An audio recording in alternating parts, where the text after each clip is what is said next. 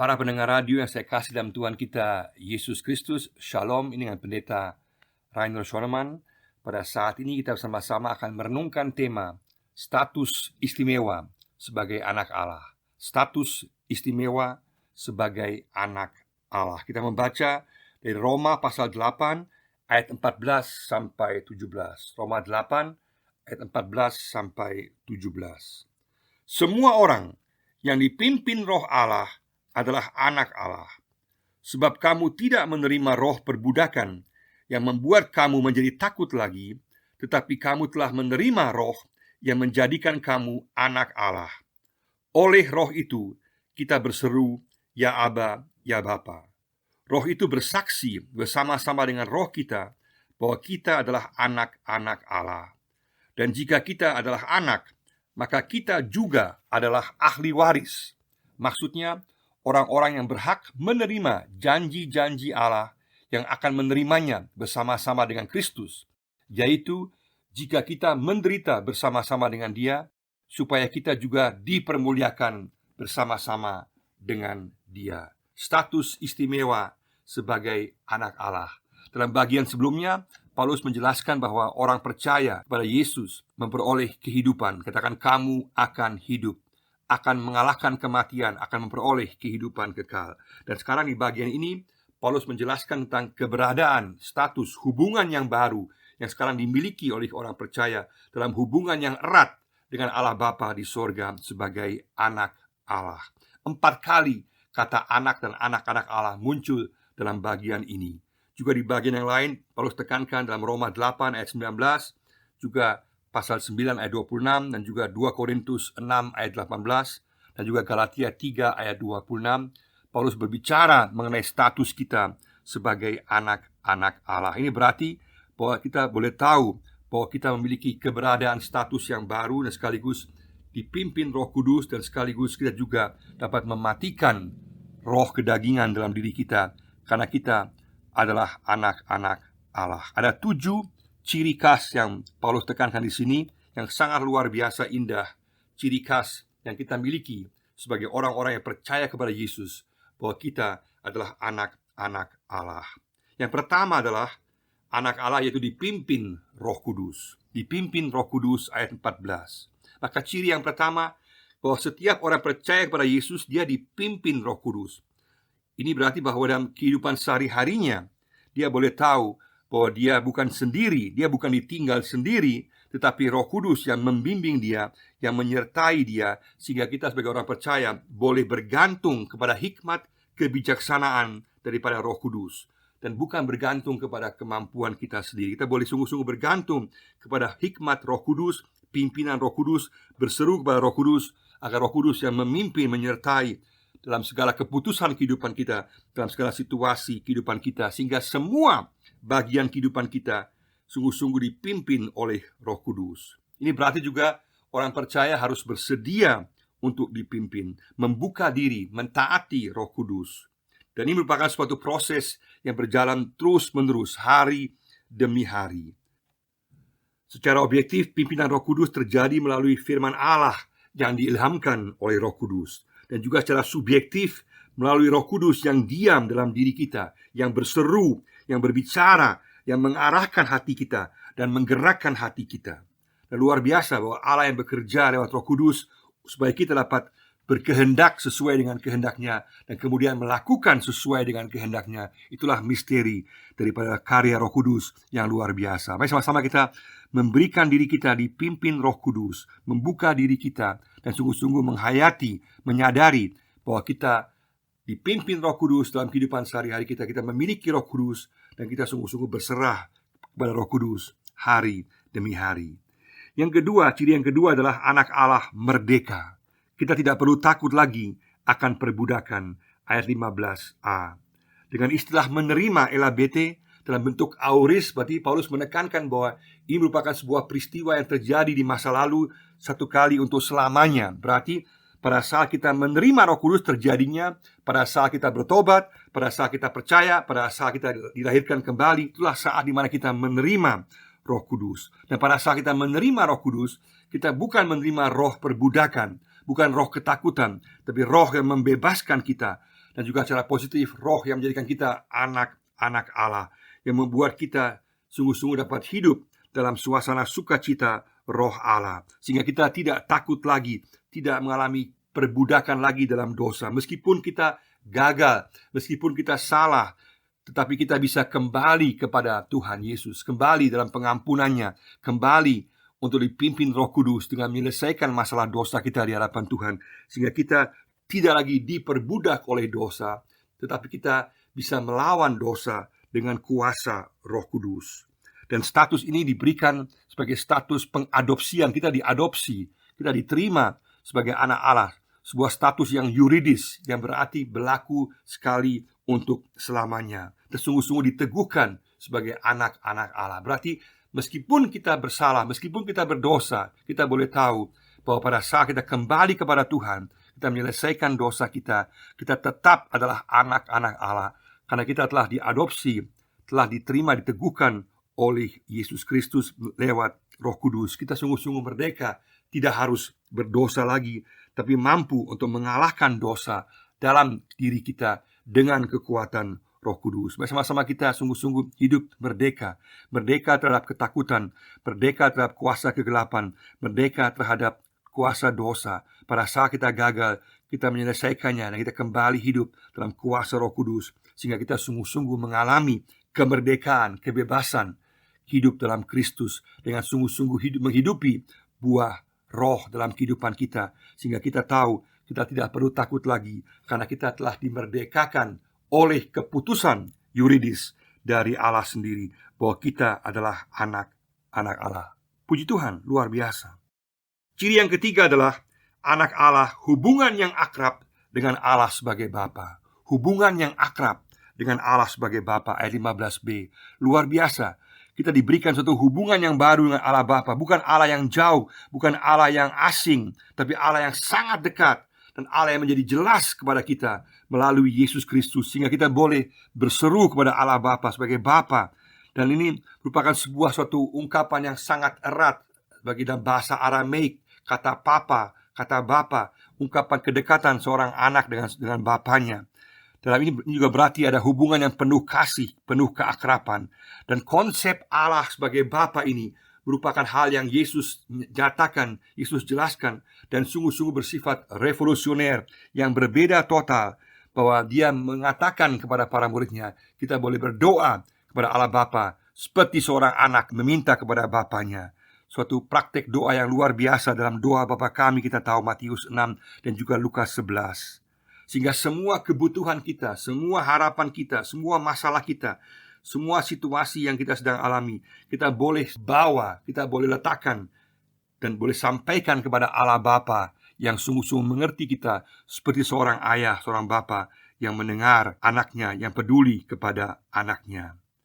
Demikian maka Allah yang kudus sekaligus juga adalah Allah yang penuh kasih, yang boleh kita dekati sebagai Bapa. Dan itulah hak istimewa yang kita miliki sebagai anak Allah. Mari sama-sama kita sungguh-sungguh menghidupi kehidupan doa kita dengan Allah sebagai Bapa, membawa segala pergumulan kita di hadapan Tuhan, membawa segala masalah kita di hadapan Tuhan, kepada Allah Bapa kita yang peduli kita, yang penuh kasih kepada kita, dan yang memperhatikan kita. Mari sama-sama kita sungguh-sungguh menghidupi hubungan yang sungguh-sungguh menghargai nilai yang luar biasa tinggi, bahwa Allah adalah Bapa kita. Ciri yang keempat adalah Roh Kudus meyakinkan orang percaya. Ciri yang keempat dari anak Allah adalah Roh Kudus meyakinkan orang percaya, ayat 16. Di tengah-tengah kehidupan kita, kita pasti akan mengalami juga keraguan akan status keberadaan kita sebagai anak Allah. Kita mulai bertanya-tanya, benarkah kita adalah anak Allah? Kita mulai ragu akan status istimewa kita sebagai anak Allah. Di tengah-tengah keraguan ini, Roh Kudus yang bekerja, Roh Kudus yang meyakinkan kita bahwa kita adalah anak-anak Allah, bahwa kita telah diadopsi sebagai anak Allah. Kita mempunyai hak istimewa yang permanen sebagai anak-anak Allah. Dan untuk itu dipakailah firman Tuhan sebagai dasar. Pada saat kita membaca firman Tuhan, kita terus diyakinkan bahwa kita benar-benar adalah anak Allah, karena kita boleh sungguh-sungguh menaruh harapan dan percaya penuh akan perkataan firman Tuhan. Sekaligus Roh Kudus yang bekerja dalam diri kita kemudian berbicara kepada roh kita untuk meyakinkan kita di tengah-tengah keraguan kita, kelemahan kita, Kita kemudian diberikan semangat, kepastian yang baru bahwa kita adalah anak-anak Allah, untuk meyakinkan kita akan status kita. Mari sama-sama kita, pada saat kita ragu, pada saat kita lemah, pada saat kita bertanya-tanya akan status keberadaan kita, kita katakan, Roh Kudus, berbicaralah. Roh Kudus, yakinkan saya. Roh Kudus, kuatkan saya akan status istimewa saya sebagai anak Allah. Terima kasih bahwa saya diadopsi menjadi anak Allah. Saya telah diterima menjadi anak Allah. Dan Roh Kudus, yakinkanlah saya, berikan saya kedamaian, ketenangan-Mu, supaya saya boleh tahu aku adalah anak Allah. Puji Tuhan, luar biasa. Ciri yang kelima adalah anak Allah, yaitu menjadi ahli waris dan menerima janji-janjinya. Menjadi ahli waris dan menerima janji-janjinya. Ayat 17a. Ciri yang kelima inilah bahwa digambarkan bahwa setiap orang percaya yang memiliki status sebagai anak Allah akan menerima janji-janjinya, akan menerima warisan daripada Allah. Jelas pemahaman warisan di sini atau ahli waris, kleronomoi, adalah bersifat simbolis. Bukan berarti bahwa Allah itu mati, bukan. Ini suatu gambaran simbolis bahwa kita diberikan berkat, kemuliaan, hak oleh Allah yang luar biasa yang diberikan pada kita pada saat kita menjadi anak-anak Allah. Berarti kita memiliki hak untuk menerima segala warisan kerajaan sorga, karena kita memiliki status istimewa sebagai anak-anak Allah. Dan warisan di sini berarti secara keseluruhan yaitu seluruh berkat-berkat mesianis. Semua hal yang positif, yang baik yang Tuhan ingin berikan, berarti berkaitan dengan keanggotaan dalam keluarga Allah, keikutsertaan dalam kerajaan Allah, dan juga damai sejahtera, dan juga pengharapan, dan juga kemuliaan yang akan diberikan kepada kita. Semua inilah isi daripada janji-janjinya kepada kita. Kita mempunyai hak untuk menerima segala janji Allah. Luar biasa bahwa ada kepastian, bukan mudah-mudahan, bukan moga-moga, bukan harap-harap cemas, tapi pasti kita menjadi ahli waris kerajaan Allah, damai sejahteranya, pengharapannya, kemuliaannya, dan keikutsertaan dalam keluarga Allah. Mari sama-sama kita bersyukur bahwa kita dijadikan ahli waris, memiliki status yang istimewa, dan kita hidup dengan suatu keyakinan bahwa kita adalah ahli waris kerajaan Allah, ahli waris daripada Yesus sendiri, sehingga kita juga menghidupinya, bersyukur, dan juga meyakininya hari demi hari. Yang keenam, secara singkat, ciri yang keenam yaitu anak Allah turut menderita bersama Kristus. Turut menderita bersama Kristus. Ayat 17b. Karena Yesus adalah saudara kita baca dalam Roma 8 ayat 29, maka setiap orang percaya yang juga adalah ahli waris sekaligus juga akan menderita bersama-sama dengan Yesus. Ini Paulus mengingatkan kepada setiap orang percaya bahwa kita bukan saja ahli waris, tapi kita pun juga akan ikut menderita bersama-sama dengan Yesus. Yesus juga sudah tekankan dalam Markus pasal 8 ayat 34 dan seterusnya, bahwa setiap orang yang menjadi muridnya juga akan menderita. Dan dalam banyak bagian dalam perjanjian baru ditekankan bahwa orang percaya akan menderita. Maka kata di sini, kata jika, lebih baik diterjemahkan dengan kata karena atau sejak. Sejak kita menjadi ahli waris, menjadi anak Allah, kita pun juga akan mengalami penderitaan. Mau tidak mau, apapun bentuk penderitaannya, orang percaya, anak Allah juga akan mengalami penderitaan. Karena Yesus pun telah mengalami penderitaan, dan kita pun juga akan mengalami penderitaan. Kita harus siap menghadapi penderitaan. Kita bukan saja menerima hak janji sebagai ahli waris, sekaligus juga kita akan menderita bersama-sama dengan Dia. Maka kita harus siap. Jangan kaget pada saat kita mengalami penderitaan bersama-sama dengan Yesus, baik penderitaan umum dalam kehidupan sehari-hari kita, maupun juga penderitaan yang terjadi karena kita percaya kepada Yesus.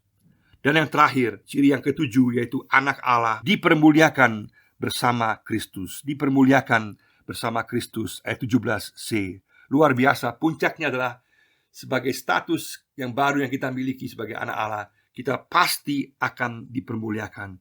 Kita akan memperoleh kemuliaan yang sama bersama-sama dengan Yesus. Karena iman percaya kita, maka kita akan dipermuliakan bersama-sama dengan Yesus.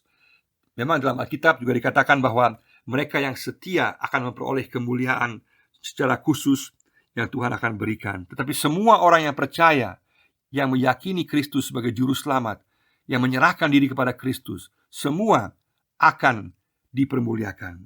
Sehingga dengan demikian kita boleh tahu hidup kita menuju kepada kemuliaan Allah.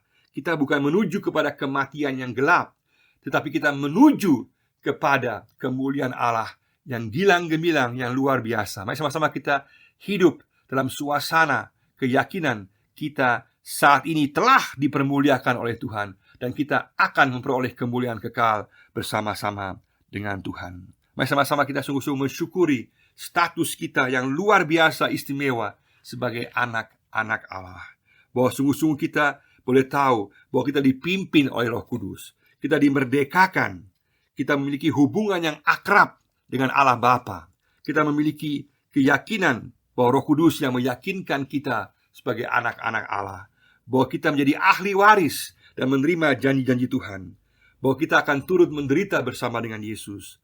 Dan terakhir, kita pasti akan dipermuliakan bersama-sama dengan Kristus. Mari sama-sama kita pada hari ini kita mensyukuri status istimewa kita sebagai anak-anak Allah. Katakan, Tuhan, aku bersyukur Tuhan, Engkau menjadikan aku anakmu, dan aku mau hidup sesuai dengan status saya sebagai anakmu. Aku mau memberikan diri saya dipimpin Roh Kudus. Aku mau hidup merdeka dari dosa, dari ketakutan, dari kuasa-kuasa kegelapan. Aku mau menyerahkan diriku kepadamu, dipimpin oleh Engkau, Roh Kudus, tiap-tiap hari. Aku sungguh-sungguh bersyukur atas keyakinan kepastian bahwa Roh Kudus memastikan bahwa aku adalah anak Allah. Aku mau sungguh-sungguh bersyukur atas hak istimewa, janji-janji, dan ahli waris kerajaan Allah yang Kau berikan kepada saya. Aku juga siap untuk menderita bersama dengan Engkau. Dan puji Tuhan, aku bersyukur bahwa aku akan dipermuliakan bersama-sama dengan Yesus. Puji Tuhan, katakan, Tuhan, aku bersyukur bahwa aku adalah anak-Mu. Kalau kita belum mengatakan, belum pernah sungguh-sungguh menyerahkan diri kita kepada Tuhan, katakan, Tuhan, aku mau percaya pada Yesus Kristus. Aku mau menjadi anak-Mu. Aku mau memperoleh keselamatan daripada Engkau, bergantung kepada Engkau, menyerahkan hidup kepada Engkau. Aku sungguh-sungguh mau mengakui semua dosaku di hadapan Engkau. Dan aku mau mengatakan, karena darah-Mu di kayu salib, aku ditebus, aku diselamatkan, dan aku menjadi anak-Mu. Aku mau menerima Yesus Kristus, Roh Kudus dalam hidup saya, mau dipimpin dan menjadi anak-Mu dari saat ini dan kekal selama-lamanya. Tuhan memberkati kita semua. Amin.